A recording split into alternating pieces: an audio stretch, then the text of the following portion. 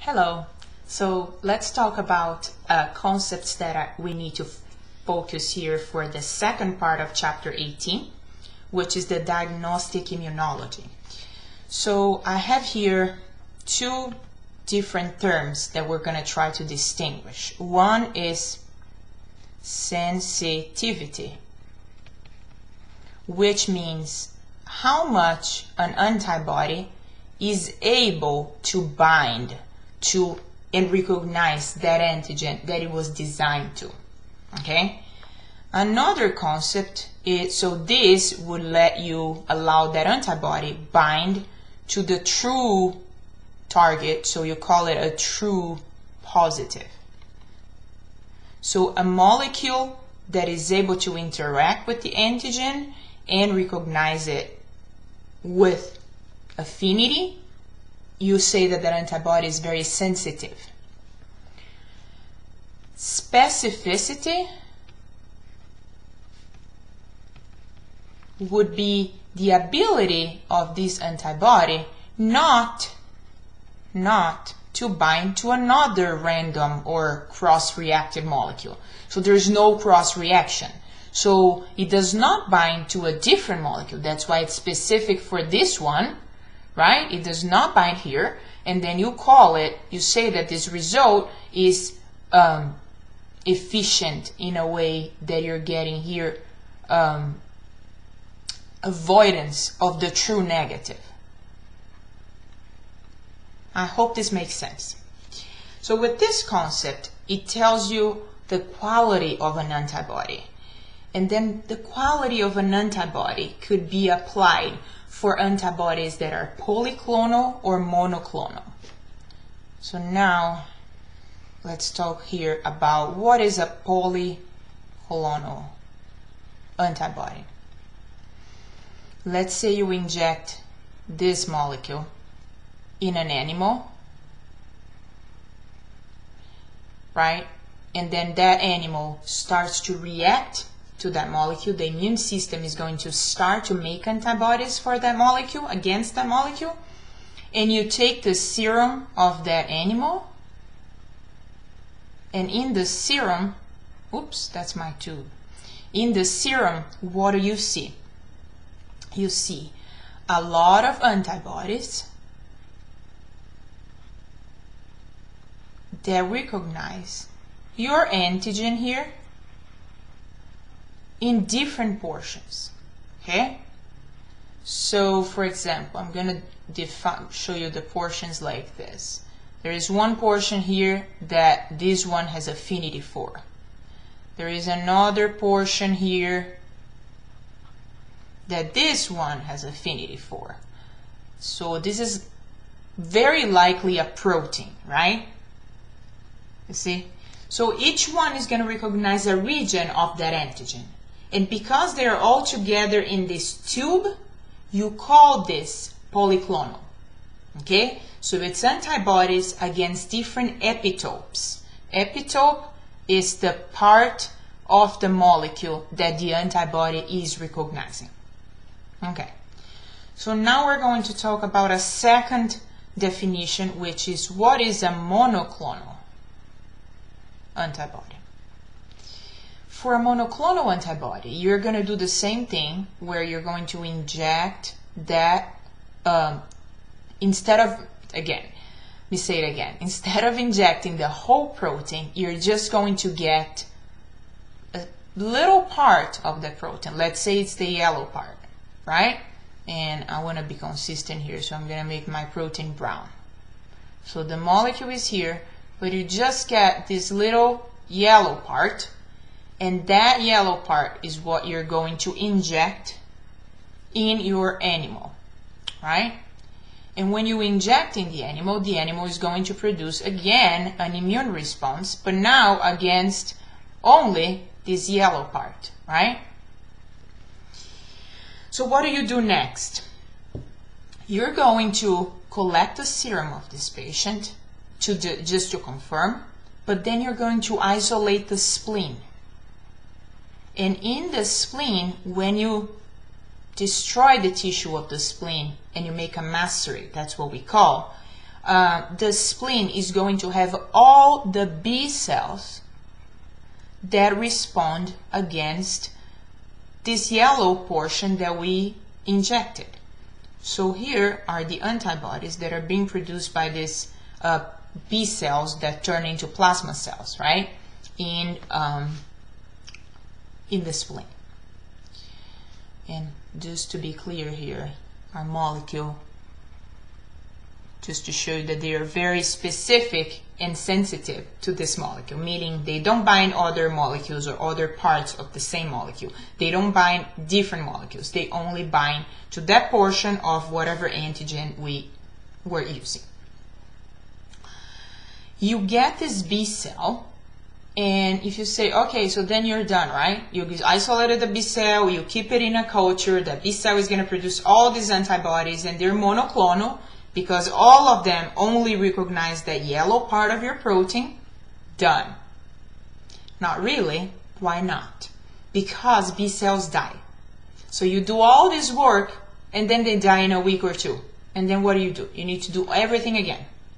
Or you make what is called, right here, a hybridoma. And a hybridoma is when you fuse this B cell with another cell that is called myeloma. What is a myeloma cell? Myeloma cell is a cancer cell, able to form tumors. But in culture, if you fuse them together, and then there is a way, a molecular way to select only the ones that fused, so then you end up with a hybridoma, which is a mixture of a B and a myeloma in the same cell. So this is going to be able to produce the same monoclonal antibodies because it's the B cell. And it has features of the myeloma, which is grow forever. That's it. That's a monoclonal antibody. Okay? It looks so simple. It's like, what, 3 or 4 steps? It can take a year to make one, and they cost a lot of money. This is not simple. It looks simple, but it's not.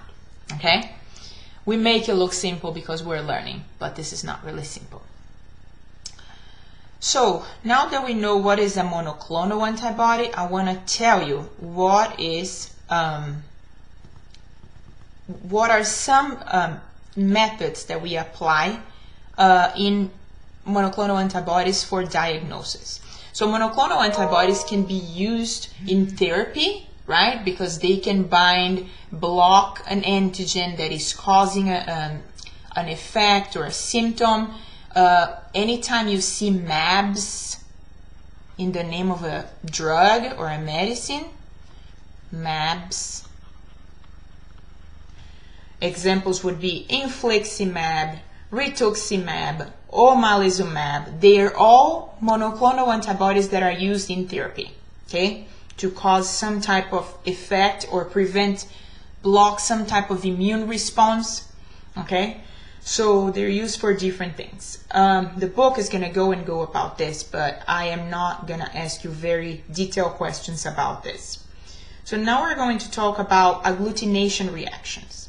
So they're a type of precipitation reaction. Let's get a new page. Where agglutination reaction.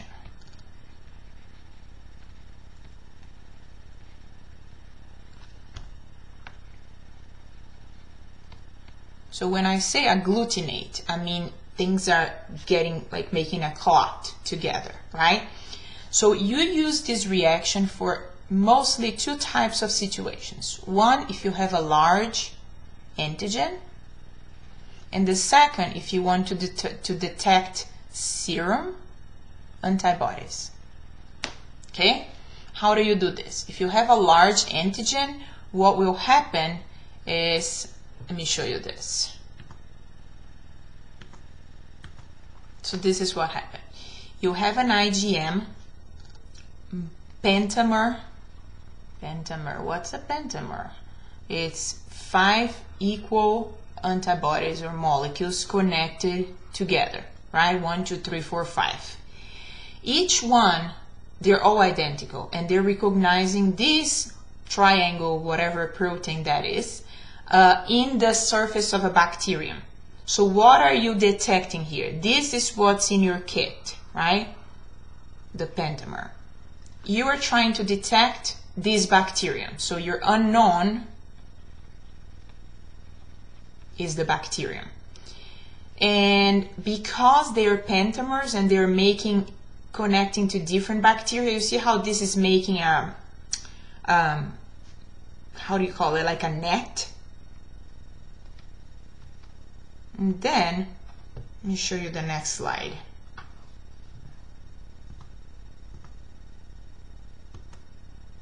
There we go.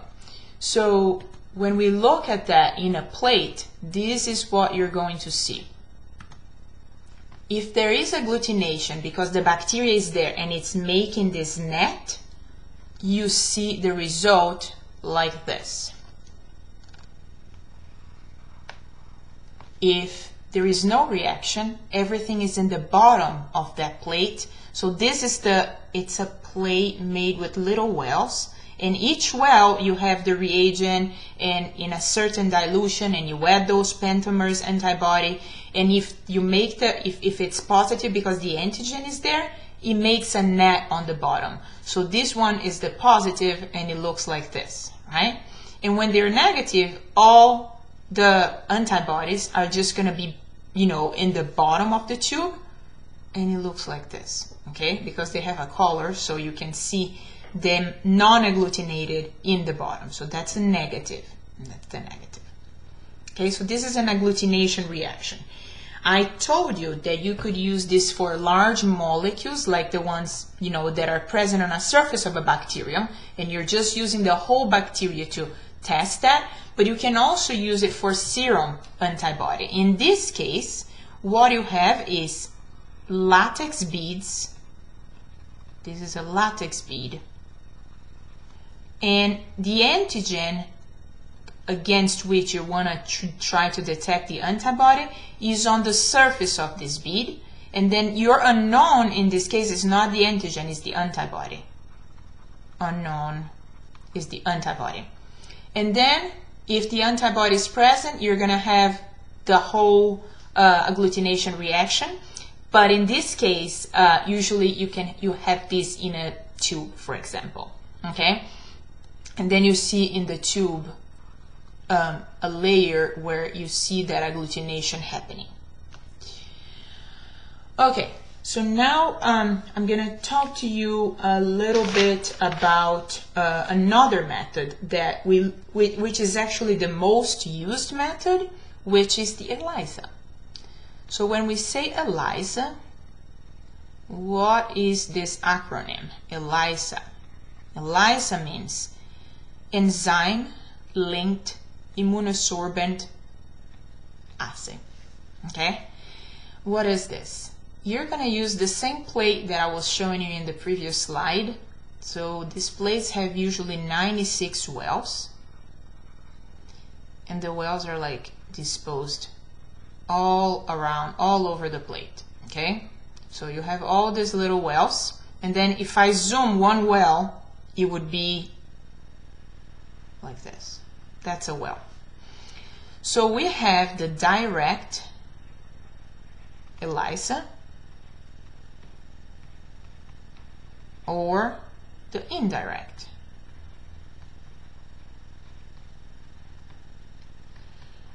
The difference between the two. In the direct ELISA, what you're actually detecting is antigens. So you put, we cover the plate with antibodies, so this is part of your kit, right? And then in the indirect, what is part of your kit is the antigen, okay, not the antibody. And then I'm gonna make in blue what is the unknown. So here the unknown, do you have the bacteria in your sample? So the bacteria or whatever antigen is here. So the antigen is the unknown. In this case, the unknown, what you're trying to measure from your sample, is the antibody. Unknown. Okay? And then there is another layer to this reaction, which is also part of your kit, which would be another antibody that also recognizes the antigen, or here an antibody that is for example, let's say we're measuring what you want to measure in the sample is IgM. It could be IgG, right? It could be any immunoglobulin. So if you're measuring IgG or IgM, it would be an anti-IgM or an anti-IgG, right? So if you're thinking, if you heard about, oh, you're detecting IgM against the SARS-CoV-2, right, that causes COVID, you're just doing this. And can you do this in a rapid test that instead of using a well like this from a plate, you have it in a membrane, and then you have the antigen and you detect the antibody, and then you have the secondary antibody that is kind of dragged to that position in the membrane? Totally. So it's called rapid test, rapid immune assays. So this is a way to detect that you can use to detect HIV antibodies, you can use to detect COVID antibodies, you can use to detect if somebody's pregnant. Okay, you can use this rapid test. You can use a test like this for streptococcus, they usually have, also for treponema that causes syphilis. So many different assays can be designed as a rapid test. Okay, it's super practical, it's easy to do. But if you want more information from titer, for example, concentration of the antibody, then you would use a full plate, okay, because that's more accurate, more precise. So how do you detect here? And then after you have, you need something, you need a color, you need something to tell you if this was all bound or not, because this is all transparent, right? In the second antibody, in both cases, you have an enzyme. And this enzyme, this enzyme is going to have a reaction that is usually a part of an oxidation reaction. So you add a specific reagent to this reaction, and the enzyme breaks that down, it produces a color. So it's a colorimetric acid. It can turn purple, it can turn yellow. So if it turns the color that you're expecting, it's a positive. If it doesn't turn on the color you're expecting, that's a negative, right? So when you see that color, it means antigen was there, secondary antibody is there. Same thing here. If you detect it's positive, you see the color, is because your antibody was there, so the secondary antibody could bind to it, okay? How does the negative work? For the negative, you have washing steps in the middle of this process. So you detach whatever was here, and then because there's nothing binding to it, this second antibody cannot bind here. And then all this is off, and then it would look like this, right? It wouldn't have anything. And then no color. Okay, so this is ELISA. ELISA is super used for so many different things, like I mentioned to you some. And with this, we're done with chapter 18. I talk to you soon for chapter 19. Bye-bye.